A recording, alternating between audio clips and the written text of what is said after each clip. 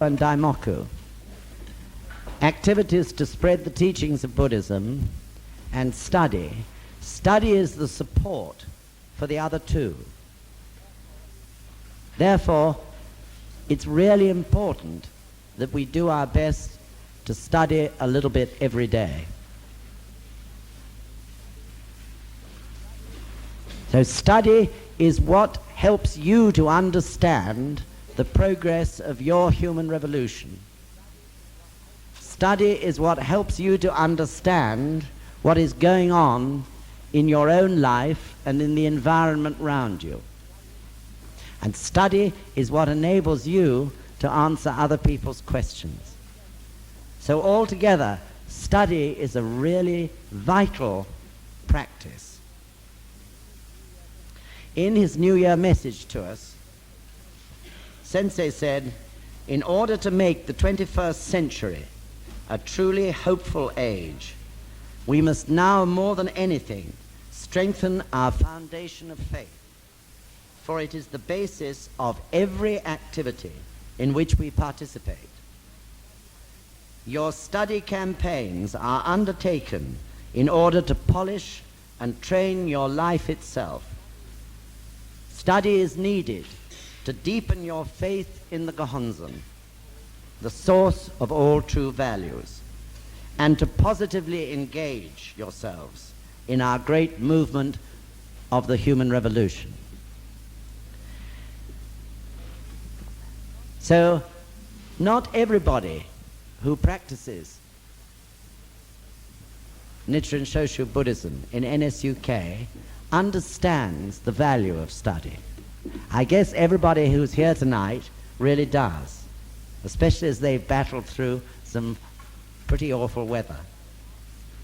But I would ask you who are here, each one of you, to try to persuade at least one person who doesn't come to study to do so.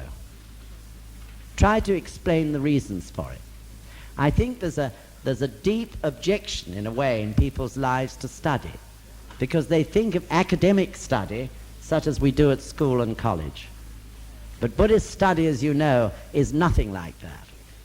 And it is this that needs explaining to people who don't yet understand this point. So I really ask you to do your utmost to persuade others to come in the future.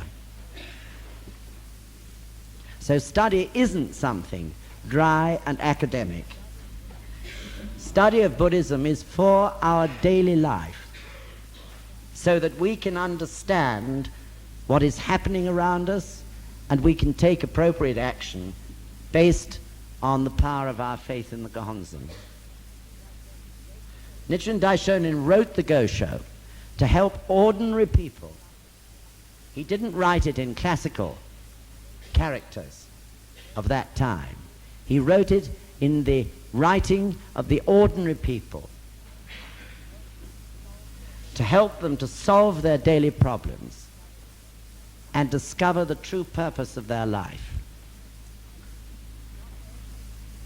Not only through study do we gain an understanding of the principles of this incredible philosophy, but also through study we digest the spirit of Nichiren Daishonin himself, which lives in every single word.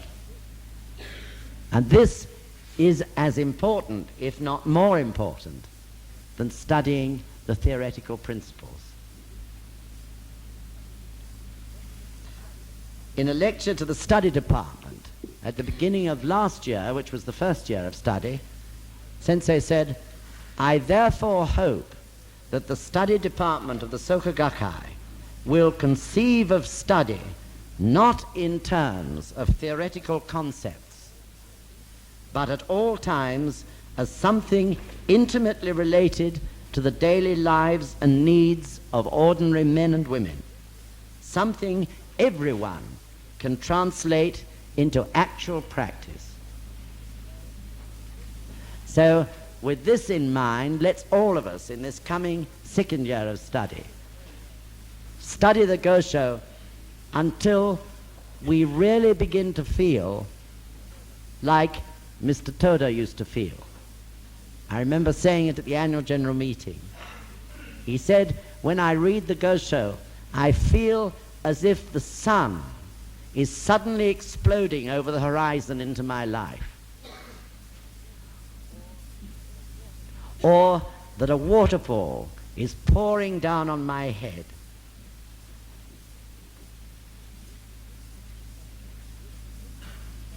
This was his way of saying that through studying the gosho, the ignorance and prejudice and fixed wrong ideas that exist in everybody's lives were washed clean away.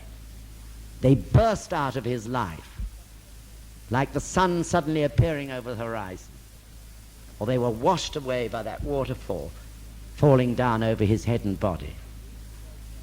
If you read the gosho over and over again, determined to understand Nichiren Daishonin spirit, and if you chant Daimoku, that you should be able to do so, definitely, as the months pass, you'll begin to feel like Mr. Toda felt.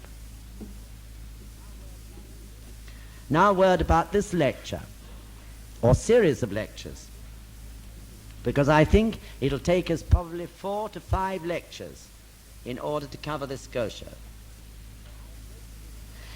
I have based it, of course, on Sensei's lecture in the Seikyo Times, which many of you have bought or you have already in your homes. It was, for those who've got Seikyo Times at homes, it's the July to September 1977 issues. July to September 1977, in 3 different issues. And he gave this lecture in commemoration of his 17th year as president of the Soka Gakkai. And when he gave it, he said, I have tried to put into this lecture the sum total of all my years of thinking about the gosho, the heritage of the ultimate law of life. In other words, he put his whole life, his whole knowledge, his whole wisdom into this lecture. He started off by telling people how Mr. Toda had always said how difficult this lecture is, that you can read it or hear it and you think you understand it and you go away and then you feel you don't. But he said the more we read it and the higher the state of our life through our human revolution, the deeper and deeper we understand this incredible gosho. So this is the beginning for many of us. But we shall go on reading this gosho at intervals all through the rest of our lives, and we shall always get something more from it every single time.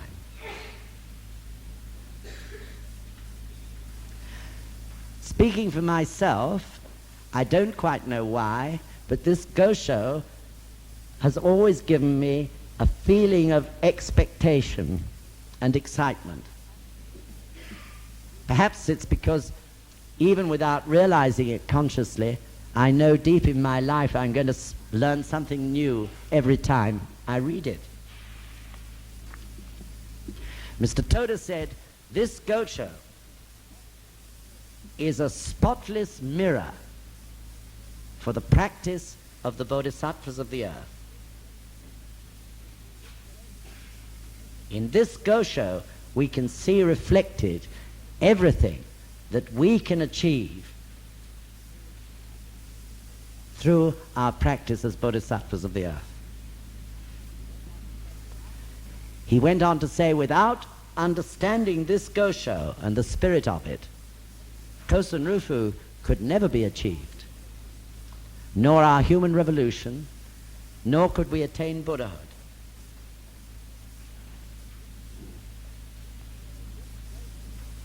So this gosho delves into the very depths of our faith, to the prime point of it, and to the prime purpose of it. because what it does is to explain the attainment of Buddhahood and how we can pass on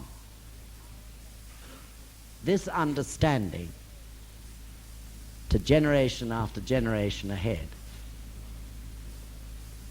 So you can see that it's very deep and very wide and very high.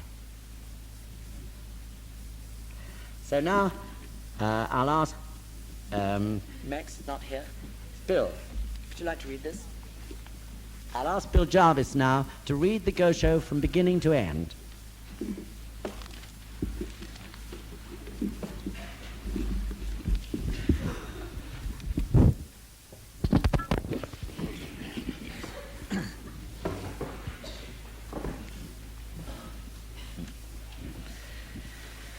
I have just carefully read through your letter. To reply, the ultimate law of life and death, as transmitted from the Buddha to the people, is Myoho Renge Kyo. The 5 characters of Myoho Renge Kyo were transferred from the 2 Buddhas inside the treasure tower, Shakyamuni and Taho, to Bodhisattva Jogyo, carrying on a heritage unbroken since the infinite past. Myo represents death and Ho, life. Life and death are the 2 phases passed through by the entities of the 10 worlds, the entities of all sentient beings which embody the law of cause and effect, Renge. Tiantai the Great said, "You must realize that the interrelated actions and reactions of sentient beings and their environments all manifest the law of the simultaneity of cause and effect. Sentient beings and their environments here means the reality of life and death. The law of simultaneity of cause and effect is clearly at work in everything that lives and dies. Dengyo the Great said, birth and death are the mysterious workings of essential life. The ultimate reality of life lies in existence and non-existence. No phenomena, heaven or earth, yin or yang, the sun or the moon, the 5 planets, or any life condition from hell to Buddhahood are free from birth and death. Thus, the life and death of all phenomena are simply the 2 phases of Myoho Renge Kyo. In his Makashikan, Tiantai says, the emergence of all things is the manifestation of their intrinsic nature, and their extinction the withdrawal of that nature into the state of latency. Shakyamuni and Taho Buddhas, too, are the 2 phases of life and death. Therefore, to chant Myoho Renge Kyo with the realization that Shakyamuni, who attained enlightenment countless eons ago, the Lotus Sutra, which leads all people to Buddhahood, and we ordinary human beings are in no way different or separate from each other, is to inherit the ultimate law of life and death. To carry on this heritage is the most important task for Nichiren's disciples, and that is precisely what it means to embrace the Lotus Sutra. For one who powerfully brings forth his faith and chants Nam Myoho Renge Kyo with a profound insight that this is the last moment of his life, the Sutra proclaims, after his death, 1,000 Buddhas will extend their hands to free him from all fear and keep him from falling into the evil paths. How can we possibly hold back our tears at the inexpressible joy of knowing that not just 1 or 2, nor only 1 or 200, but as many as 1,000 Buddhas will come to greet us with their open arms? One who does not have faith in the Lotus Sutra will instead find his hands firmly gripped by hellhounds, just as the Sutra warns. After he dies, he will fall into the hell of incessant suffering. How pitiful! The 10 kings of hell will then pass judgment on him, and the heavenly messengers, who have been with him since his birth, will censure him for his evil acts. Just imagine that those 1,000 Buddhas, extending their hands to all of Nichiren's disciples who chant Nam Myoho Renge Kyo, are like sweet melons or fragrant moonflowers extending their slender vines. My disciples have been able to receive and embrace the Lotus Sutra by virtue of the strong ties they had formed with this teaching in their past existences. They are certain to attain Buddhahood in the future.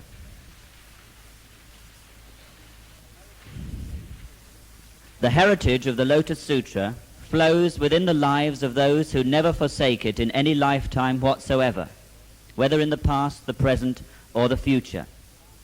Those who disbelieve and slander the Lotus Sutra will destroy the seeds for becoming a Buddha in this world. Because they cut themselves off from the potential to attain enlightenment, they do not share the ultimate heritage of faith. All in all, the disciples and believers of Nichiren should chant Nam-myoho Renge Kyo in perfect unity, Daishonin, transcending all differences among themselves to become as indivisible as fish and the water in which they swim.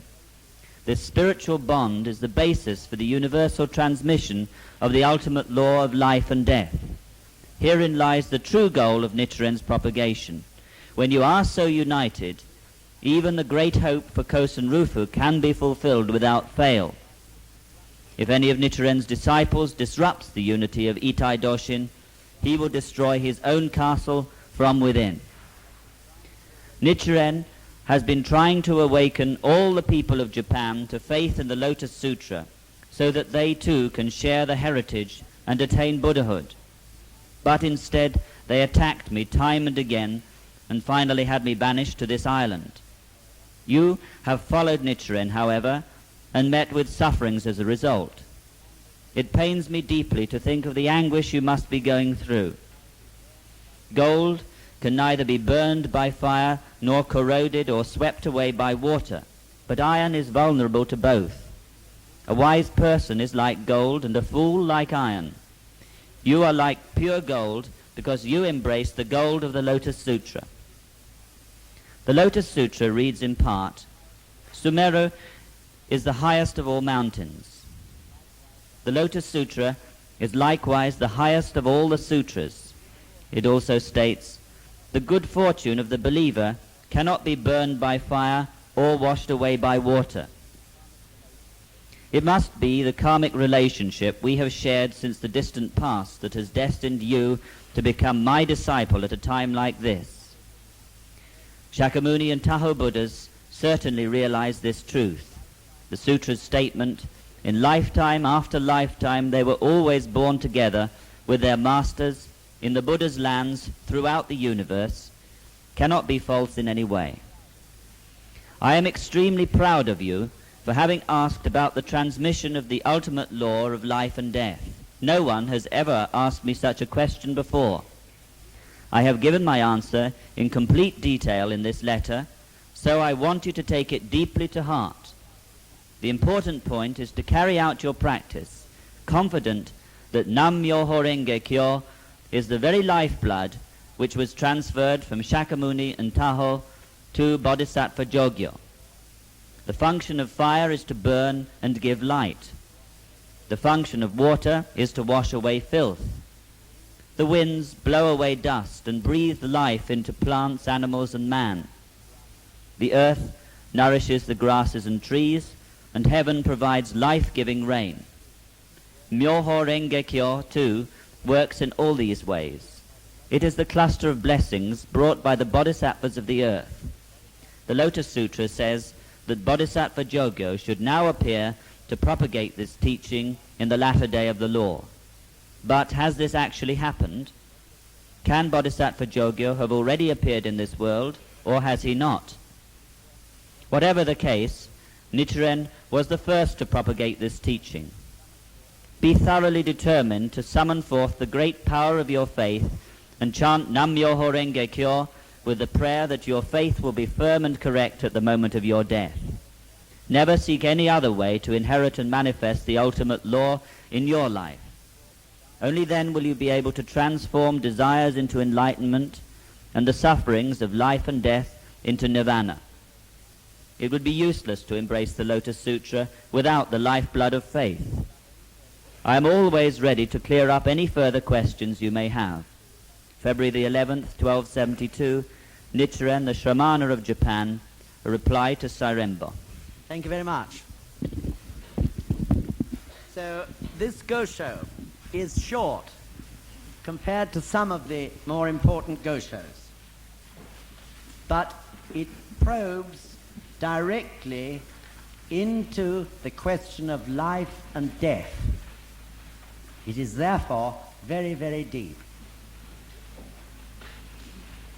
This is the question that all the Buddhas have set out to discover the answer. Shakyamuni Buddha left the palace of his parents in order to find the truth about life and death. Nichiren Daishonin set off as a young man from the temple where he received initial training to find out the same answer.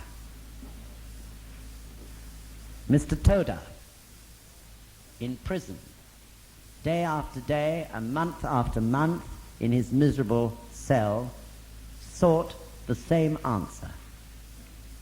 Each one of you,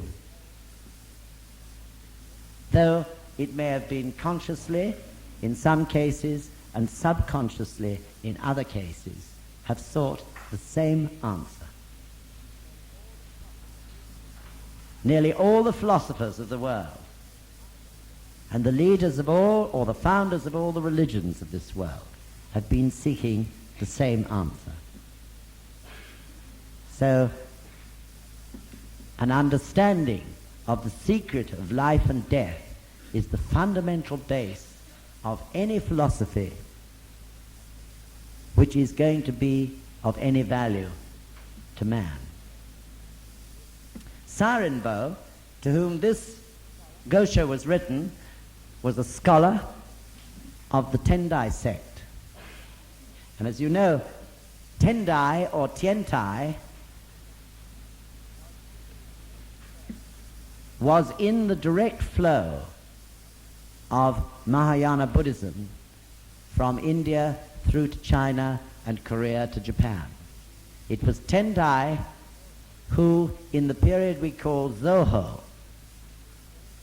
studied to its very depths the Lotus Sutra, and from it expounded the theoretical teaching of Ichinen Sanzen, or as we know it somewhat loosely, the 10 worlds. Dengyo, who was Japanese, brought Tiantai's teachings to Japan and founded a branch of the Tendai sect in Japan, long, long, long before Nichiren Daishonin was born. And this priest was a scholar of that sect. And he had heard about Nichiren Daishonin's teachings on the Lotus Sutra. And since the Lotus Sutra was the center point of the Tendai sect's studies and practice, he wished to know more about it. So the Tendai sect were only following the Lotus Sutra as far as Shakyamuni and Tentai had been able to explain it. But it took Nichiren Daishonin to bring it to its ultimate conclusion, which was the teaching of Nam-myoho Renge Kyo. And Sarenbo had heard about this and had started to practice. And he wrote several important questions to Nichiren Daishonin, and Nichiren Daishonin replied, and it's thanks to Sarenbo that we have these replies right up to this day, and therefore can deepen our understanding through Sarenbo's seeking mind. So as I said, this gosho really explains the practical way for ordinary people to attain Buddhahood. Last year, you remember, we had a series of lectures on a gosho called in Japanese SHOJI, the true entity of life. That gosho was also very important. It explained the mechanics of life, how life works, how it ticks. It explained the incredible close relationship between ourselves and our environment. It explained that in every phenomena that you see in the universe, trees, rocks, mountains, human beings, plants, anything, there is an entity, a core or center point or nucleus. And this nucleus is expressed in the words Nam-myoho Renge Kyo. And finally, that gosho explained the mission of the bodhisattvas of the earth to spread this teaching and understanding of life to everybody in the age of Mappo, which is the age we live in now. This gosho, the heritage of the ultimate law of life, deals with the ultimate purpose of our practice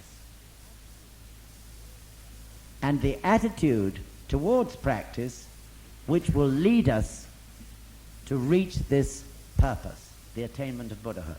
So in a sense, it's an extension of SHOJI Sosho. And it really contains Nichiren Daishonin's own experience of enlightenment, the state of his Buddhahood. So if you now relate this to us in the UK, we're a small band of several hundred people. And as we spread the teachings of Nichiren Daishonin, and more people, through actual proof, chant Nam-myoho Renge Kyo, so our responsibility, each single one of us, grows. So at this point in our progress, it's extremely important that we should understand the ultimate purpose of this practice. When we start to practice, maybe we practice because we want some form of material benefits, or maybe because we want inner stability and balance in our lives. Many different reasons. But ultimately, we're practicing so that we can attain Buddhahood. So it's important we should understand this, what it is really we're aiming for. And then we can pass on this understanding to all the many lives that each one of us will be responsible for in the future. So in this sense, we pass on what we have inherited to those that follow. And in this way, ignorance and darkness of the meaning of life and all the tragedy that this leads to need never, ever occur again. And it's this task, this heritage, which every member in every country of the world that is practicing Nam-myoho Renge Kyo will gradually achieve as their life progresses. So this gosho was written on the 11th of February, 1272. That was about 4 months after Nichiren Daishonin had arrived in exile on Sado Island. And like every other gosho that Nichiren Daishonin wrote on that dreadful island, it's absolutely filled with courage and conviction, his incredible spirit. This really makes us think. He couldn't have had worse conditions. You all know the story. Living in a wretched hut, one of the coldest places in that part of the world. Wind, snow, rain, there was no proper protection. You might have felt that he would be totally absorbed in just existing. But instead of that, in the early times of his stay there, he called for writing materials and wrote the greatest goshos of his whole lifetime. This is real courage and incredible conviction. When we're absorbed with our personal problems, can we still turn and help other people? Or do we become so absorbed that we forget people around us? Really, this is a point to reflect on, isn't it? Of course, our own personal problems are important. We must solve them. We must chant about them. But we shall solve them quickest if also we don't forget what is around us in our environment. The practice of Buddhism is the practice of jigyo and keta, practice for yourself and practice for others. If you absorb yourself in yourself all the time, you will not get the full benefits that you should by carrying out this practice. So really, by his incredible behavior on Sado Island, Nichiren Daishonin set an example which none of us should ever forget. You might say, but he was the Buddha. He was the true Buddha. Of course he could do it. But you remember in the gosho, SHOJI Sho, on the true entity of life, Nichiren Daishonin also explained that you and me are also the true Buddha. In our lives, we have all the potential that Nichiren Daishonin had in his life.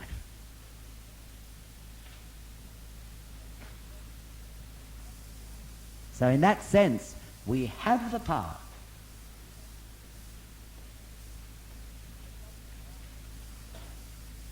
When Dr. Kawada was here, he answered a question about how the Buddha state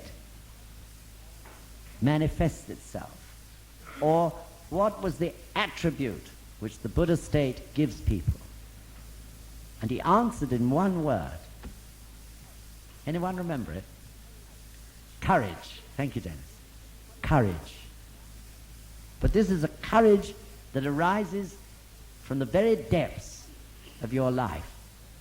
It is courage which the state of Buddhahood gives you. This courage fills your whole being. Because firstly, you have no fear, because you understand the reason for everything that is happening around you. Fear arises from ignorance. When there is no ignorance, there is no fear. Secondly, his courage arises from the fact that he knows to the depths of his life that he will always be protected by the Shoten Zenjin, or Buddhist gods, or to put it in modern terms, the forces of the universe which affect our lives. And thirdly, he knows that through the power of Nam-myoho Renge Kyo, he can always make the impossible possible.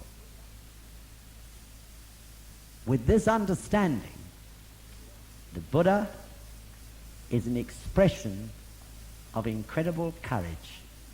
And it is courage that rises up more and more in our lives as we go on practicing and chanting Nam-myoho Renge Kyo.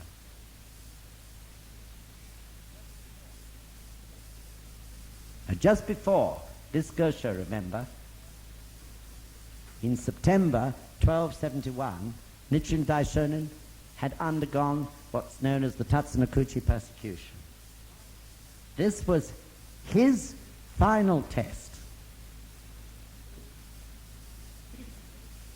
Through the power of his chanting, he overcame an attack centered on him from the government of Japan in all its force.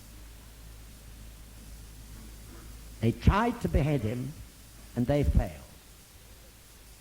And in desperation, all they could think of doing with him was to send him to Sado in exile. But this was his great turning point. At that time, after Tatsunoko Chi, he said, I'm casting away my transient life now.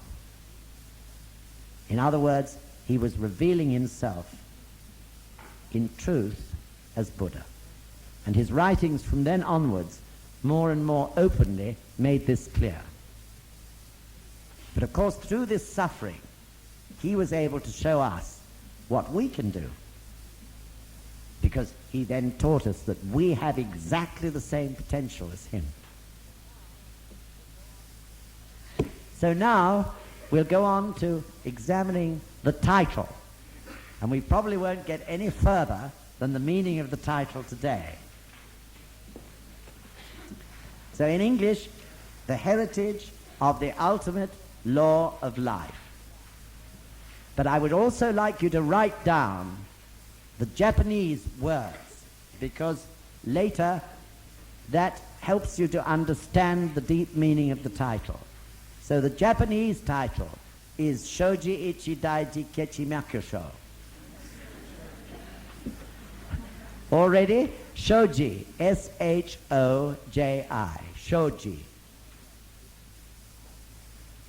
Another word, ICHI, I-C-H-I. Another word, DAIJI, D-A-I-J-I. And another word, KECHIMYAKU, K-E-C-H-I-M-Y-A-K-U,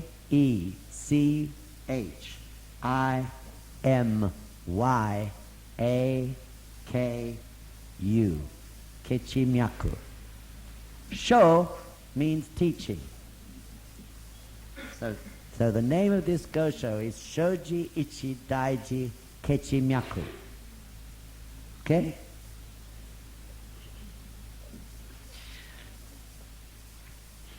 I would like to follow the sequence which Sensei followed in his lecture. And first of all, consider the simple or straightforward meaning of this title.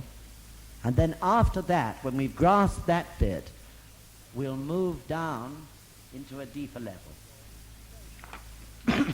So first of all, SHOJI. SHOJI ICHI DAIJI KECHIMYAKU. Or in the English title, that means life. The heritage of the ultimate law of life. So Japanese words often go round backwards to ours, and we take SHOJI first, life. This essentially means life in the eternal sense. Life which repeats a continuous cycle of birth and death.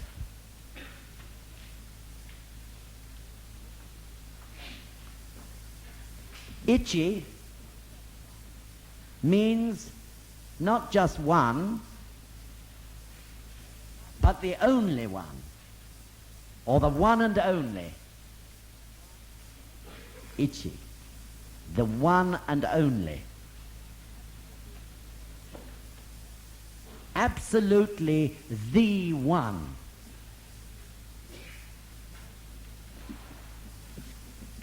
Daiji means fundamental essence or law, the very essence or fundamental law. So far, SHOJI equals life in the eternal sense. And Ichi Daiji together means the one and only fundamental essence or law. The one and only fundamental essence or law, Ichi Daiji.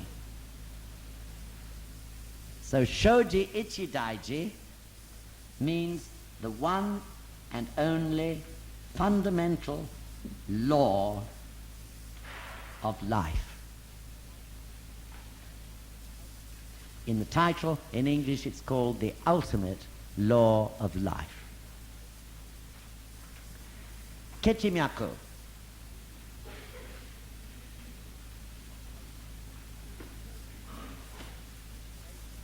If you take the sea, an ocean, at the top there are waves sometimes only ripples, sometimes whirlpools, sometimes the wind breaks it up into white horses.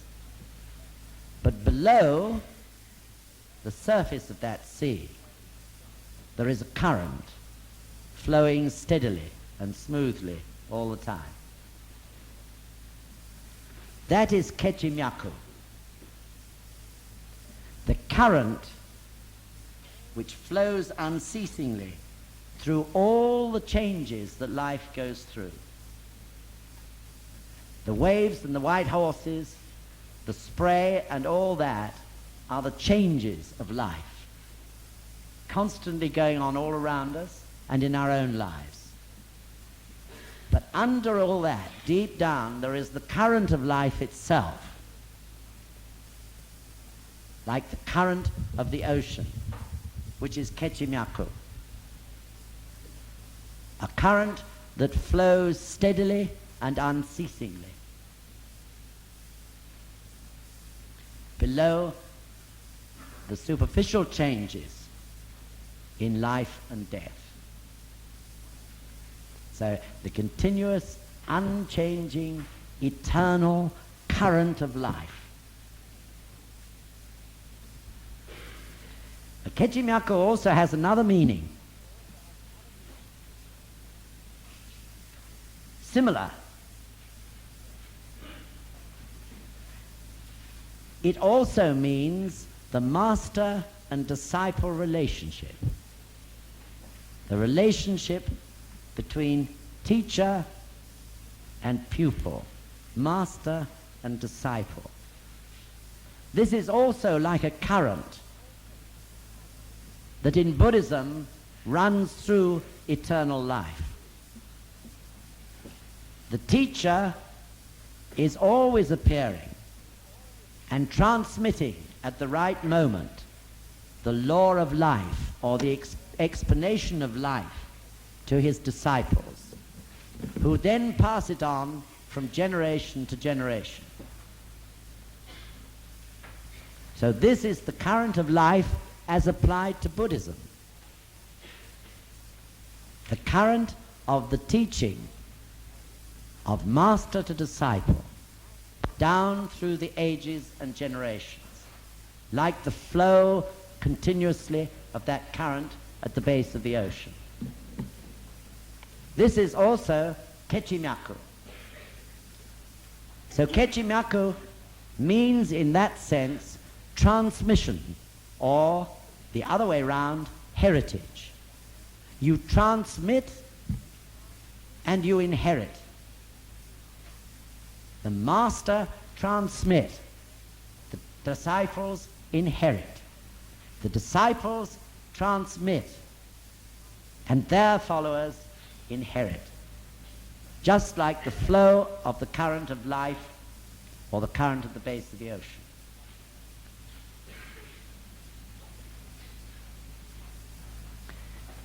So now you can understand that our whole practice of Gongyo, or a large part of it, every day, is a ceremony of gratitude that we received this heritage, followed by